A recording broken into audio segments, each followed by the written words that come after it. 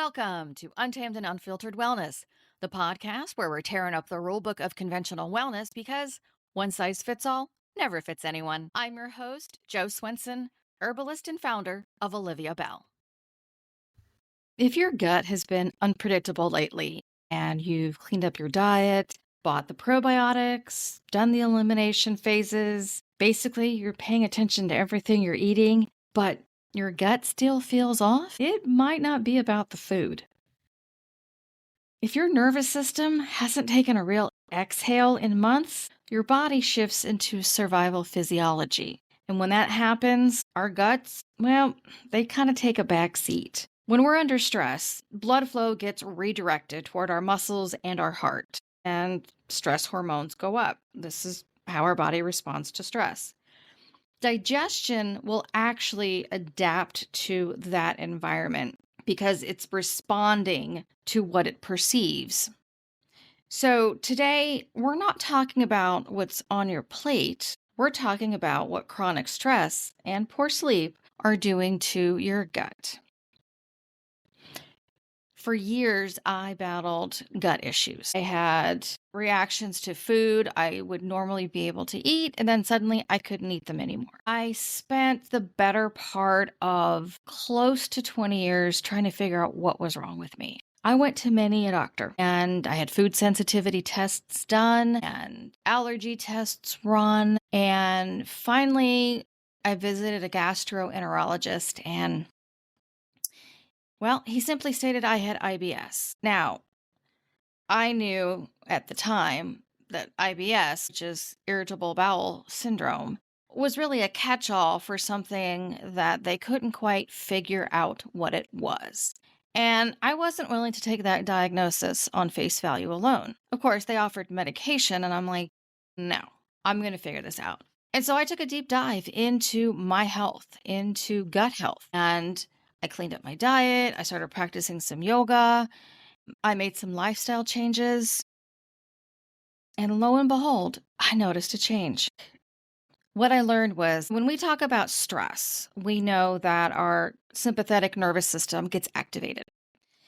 That's when we go into fight, flight, freeze, and fawn modes. Well, digestion, just like sleep, is what's called a parasympathetic activity, which is what our body does after we're faced with stress or trauma. If we're not in rest and digest mode, then our gut isn't going to behave the way we want it to. Because what chronic stress does is it alters the microbial diversity and composition in our guts. And there's numerous studies about all of this that shows that prolonged stress decreases the beneficial bacteria that our bodies need, that our guts need, and it actually increases inflammatory responses.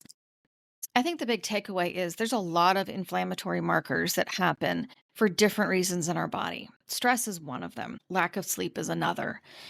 And when you pair those two things together, it's a recipe for disaster when it comes to our guts. There is a strong association between chronic stress and lack of sleep and the impact it has on our gastrointestinal system. The good thing is there is a way to fix this. So if you've been chronically stressed or going through a stressful time, you can fix it. Our gut lining actually regenerates every 3 to 5 days. Microbiome diversity in our gut can improve with lifestyle changes because our system is adaptable. But if you're going to remain in a chronic stress state without any type of nervous system regulation, then your gut is going to react to that and also stay in that state. The important thing to remember is that our gut lining will regenerate into the environment that we've created for it. If you're creating a stressful environment, it will regenerate accordingly.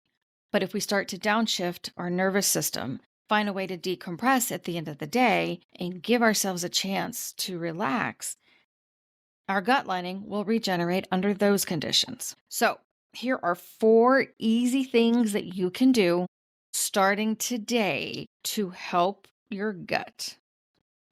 Number 1 is start eating in a calmer environment. For those of you that are eating in the car or shoveling food down your throat at the kitchen counter, instead of taking the time to actually enjoy your meal, that alone is causing stress. The whole point of eating is to enjoy our food and to taste our food. You can make the best salad with fiber-rich foods and still have gut problems because you ate it in the car or you ate it standing over the sink. Sit down and enjoy your meal. If doing that for every meal is a stretch, at least once a day, sit down and enjoy your food. Number 2, protect your sleep. It is so important that we make the time to get some proper rest. Not everybody needs 8 hours a day. Some people need 7, some people need 9, and other people need different amounts. The bottom line is figure out what you need, what your body needs, and make sure you're getting enough sleep. Make it a priority. Number 3, daily nervous system decompression. It is so important that we find the time to decompress at the end of our day, whether that's the end of the workday or the end of the day in general.